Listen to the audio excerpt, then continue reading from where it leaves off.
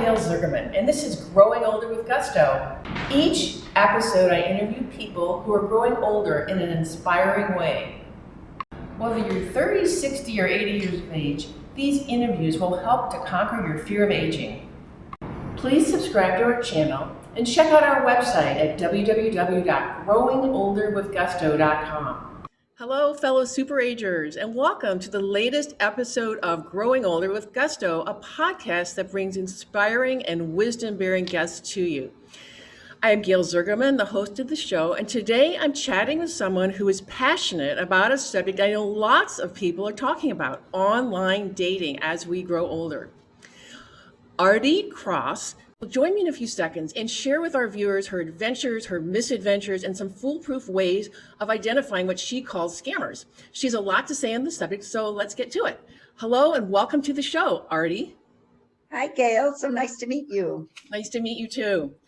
We've been talking for quite a while back and forth, and I know that you've told me that 5 years ago you became a widow and you became interested in meeting lots of people and enlarging your circle of friends. And you told me you have a lot of energy and hobbies and interests, but one of the things that sort of captivated you is this online dating phenomenon that's been going on.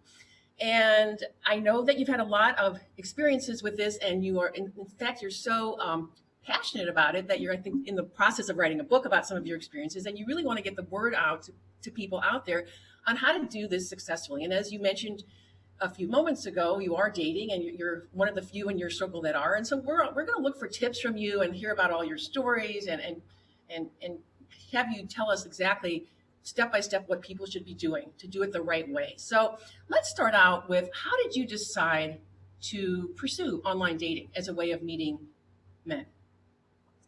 Well, basically, it was through a process of elimination. All my friends said when I got ready to date, and it did take a while, after you lose your husband, It takes a while before you even are interested in it. But my friends would say to me, just go to places where you'll meet people who share your interests. And so I did. I went to classes, writing classes. I love writing classes. I love acting. So I took a drama reading class, and I went to an improv class. I joined Toastmasters. I found out I'm really good at public speaking. And I went, of course, to my church and went to groups, everything I could think of. But I noticed that whenever I went to these activities, everybody there shared my interests, but nobody else was looking for anyone to date. Was it because it was mainly women, or? No, men and women. Okay.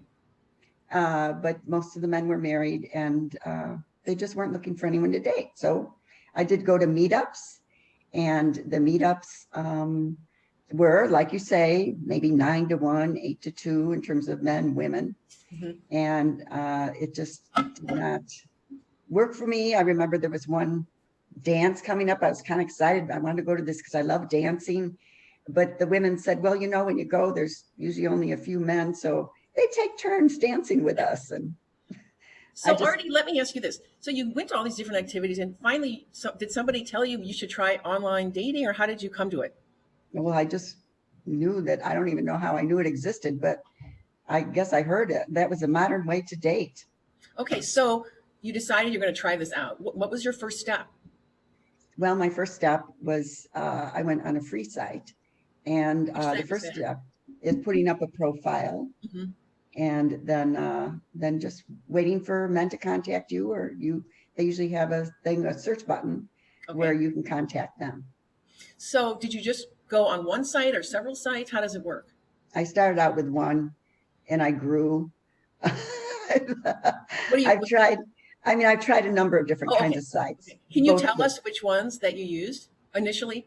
You mean the actual names of the sites? Right. Okay. Well, I tried Match. I tried Our Time. I tried, those are paying sites. I tried Plenty of Fish. I tried OkCupid. That's another free one. And eventually I talked with a matchmaker. Okay. So tell us what happened. I know you have a lot of good stories. Yeah. Well, what happened was that basically all the sites are the same. You're going to get about the same percentage of scammers. on Okay, each tell us side. what you mean by scammers and what was your experience with scammers? Well, scammers are not people, are entities that lie to you about their intentions for the relationship. I say entities because it looks like a man writing you, but it could be a woman, it could be a bot, it could be a thing. Okay, so it's like, is that called ghosting or catfishing or something like that? No, it's called scamming. That's Okay. my definition of scamming.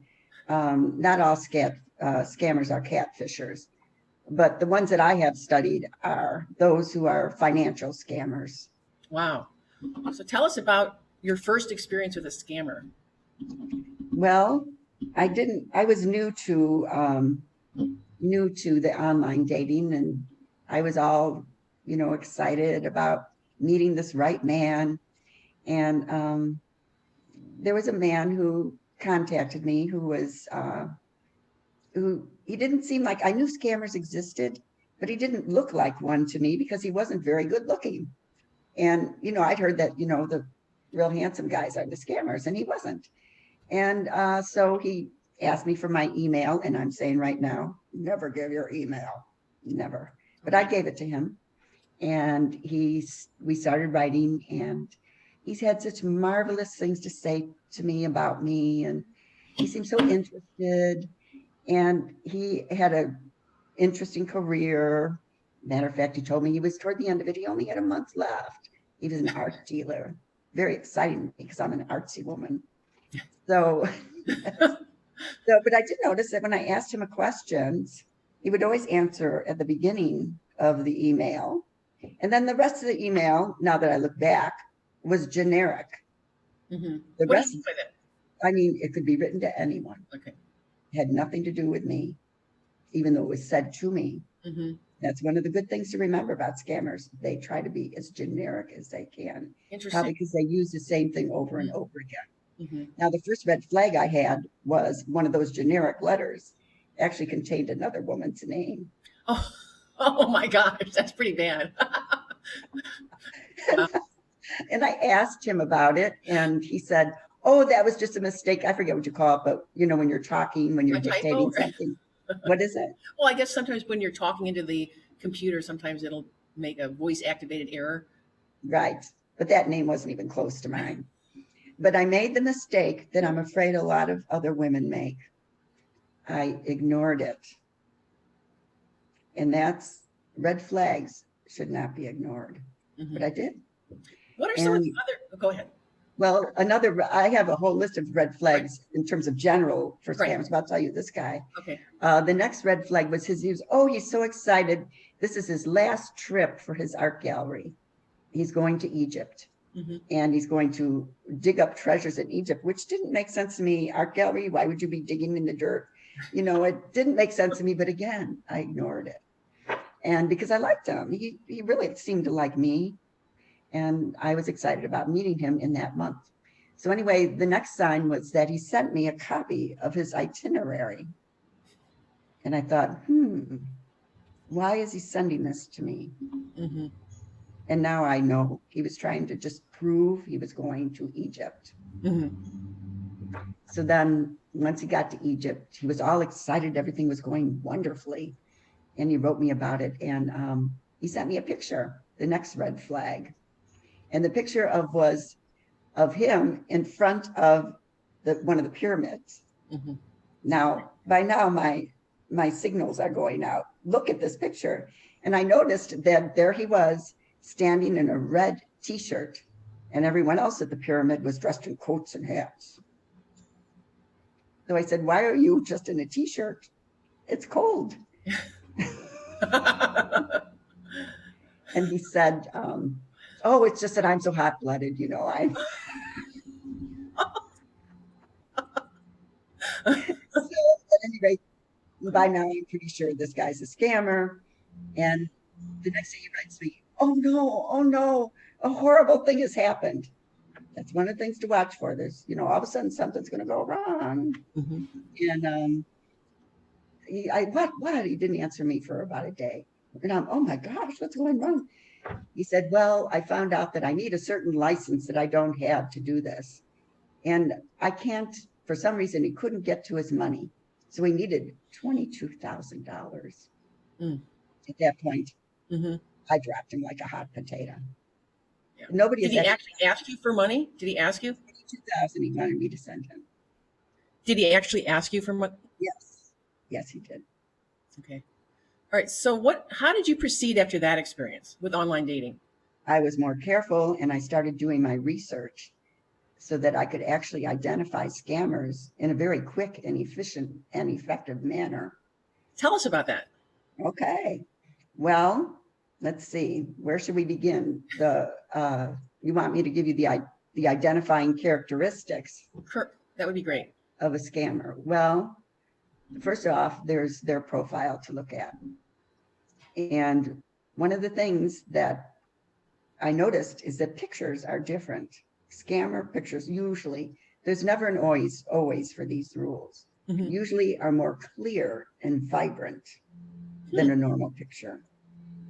Okay. It's almost as though they've taken a picture of someone and put that somewhere else. It's not their picture, obviously. And it's just more, I can tell by looking, it's just more clear and vibrant. Hmm. And then in the profile, they're almost always a widower. Sometimes not. None of this is always, but Yeah. and their job is, I would say probably 90% of them say they're some sort of engineer. Well, interesting. Yes, and you would be amazed at the kinds of engineers that exist. I mean, there must be 10 kinds of engineers. Probably the best one is the global engineer, but there are oil rig engineers and construction engineers, just lots of engineers.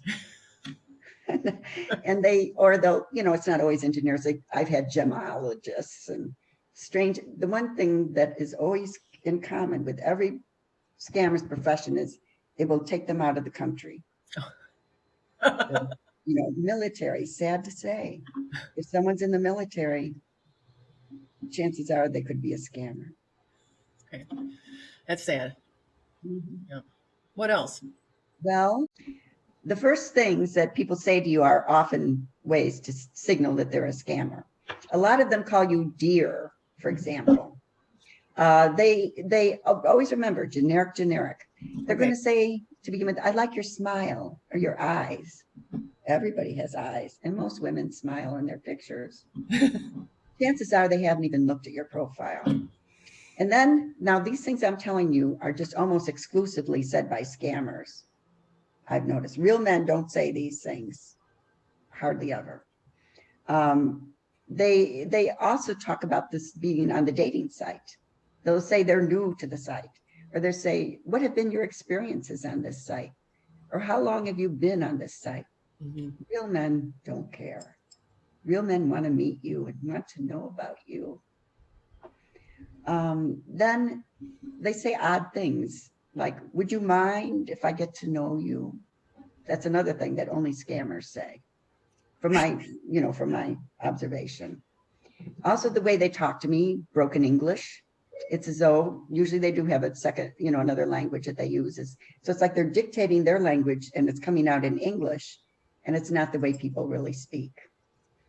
So, for example, they'll use the word cinema instead of movie. Oh. And they're too formal. Also, here's an example of how it doesn't sound like American English. One man said, I am Ryan by name.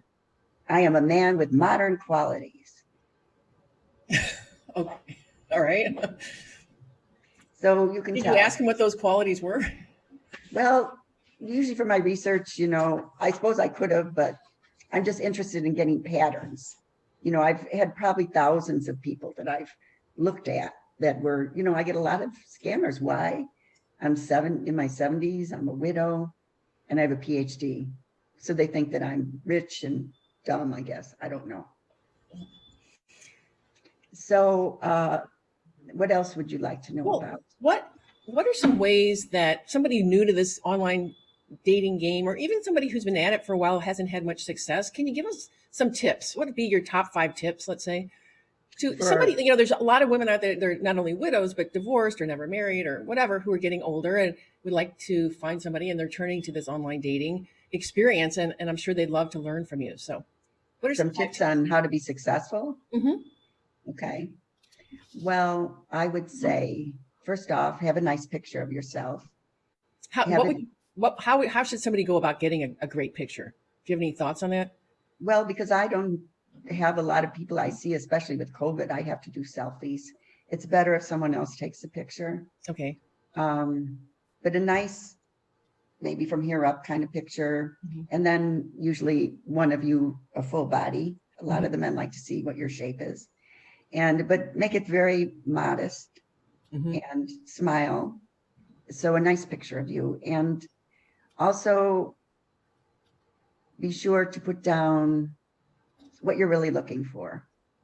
Be Okay. clear about your intentions, even though they ignore them a lot of the times. At least you know you have been clear. Mm-hmm. I would say what makes me feel safest on the dating sites is the fact that I am so good at identifying the scammers. Because at our age, there are many, many, many scammers. But there are real men. And when you know you're talking to a real man, Yes. How would somebody know? they don't have those things that I've Okay. told you about scammers. They maybe have, one, two tops of the things that I said, but usually none of them. And also real men are flawed. They're going to say things sometimes that are kind of dumb, and they're going to have some things in their profile that are not that attractive, because the scammers, they want to be as flat and as widespread in terms of their appeal as possible. So they're not going to pick anything that is controversial. And so real men sometimes are a little controversial.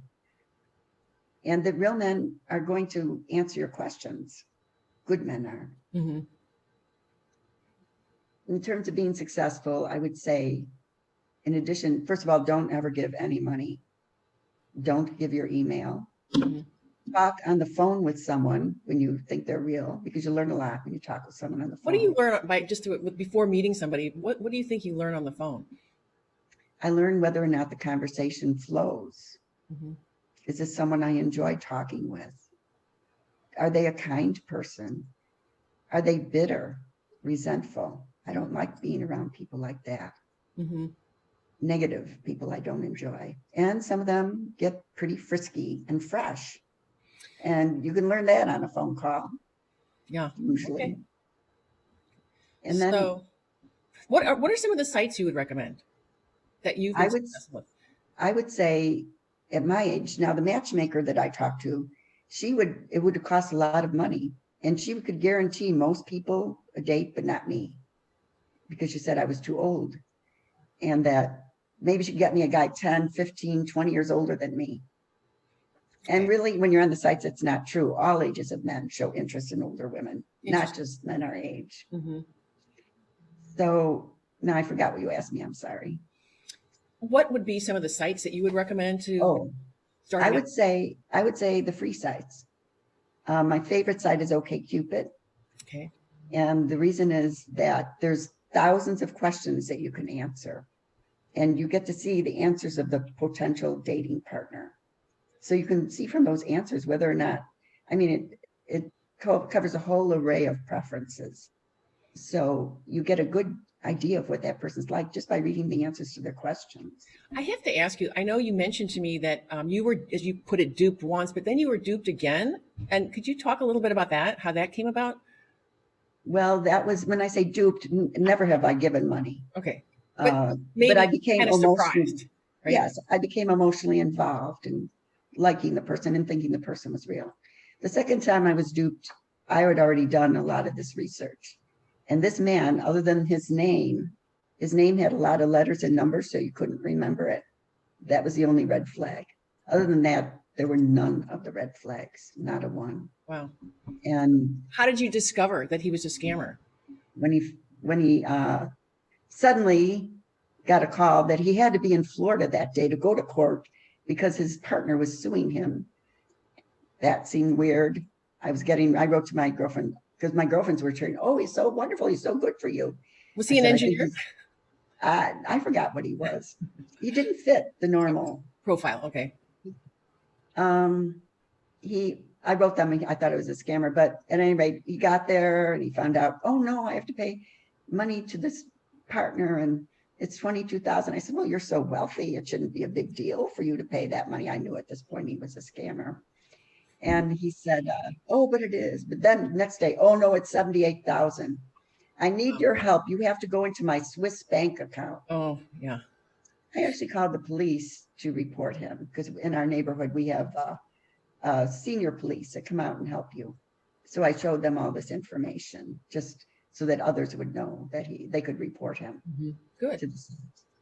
All right. So that Well, it was sounds how like you've had a lot of adventures and you seem to like OkCupid. Any other sites? well, I like the free ones. Plenty of Fish. You get a lot of scammers, just like OkCupid, same number, but less people contact you on OkCupid. But Plenty of Fish, I've met some nice men from there. It's just sorting out the scammers. That's the most important Have thing. you gone on Match.com? Yes, I've been on there. And what was your experience? I met a couple of nice men and I met a lot of scammers. And usually on the paying sites, I've noticed that for the first beginning, you get a lot of attention and then it's gone. Yeah. Okay. Well, any other tips you have to give women out there that I know are going to want to listen to this episode?